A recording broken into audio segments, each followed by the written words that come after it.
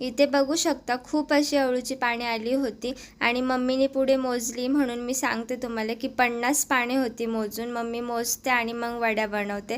तर तुम्ही कसे बनवता वड्या नक्की कमेंटमध्ये सांगा. आणि तुम्हाला सुद्धा आवडतात का अळूच्या वड्या? आम्हाला तर खूपच आवडतात, पण मला काय बनवायला टाईमच भेटत नाही आणि माझी मम्मी तर खूप छान बनवते, म्हणून मी तिच्याकडेच देत असते कधी पण पाने आली की.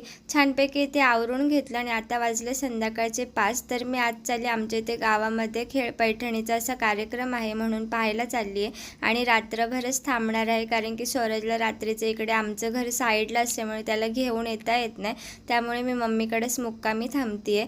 आणि इकडे मामा आला होता स्वराजचा आम्हाला न्यायला आणि स्वराजच्या बाबांना आम्ही बाय बाय केलं.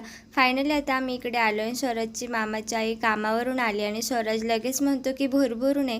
मग मम्मीने माझ्या त्याला भुरभुर इथे फिरायला आणलं आणि ही स्वराजच्या मामाची दोन्ही पण मुले त्याच्यासोबत खेळत होती छानपैकी. आणि इथे बघा, तुम्हाला म्हटलं तसं मम्मी मोजूनच इथे वड्या बनवते, पाने वगैरे मोजून, आणि खूप छान असे टेस्टी वड्या बनवते ती. कसा वाटला आपला ब्लॉग आजचा कमेंटमध्ये नक्की सांगा. Bye bye.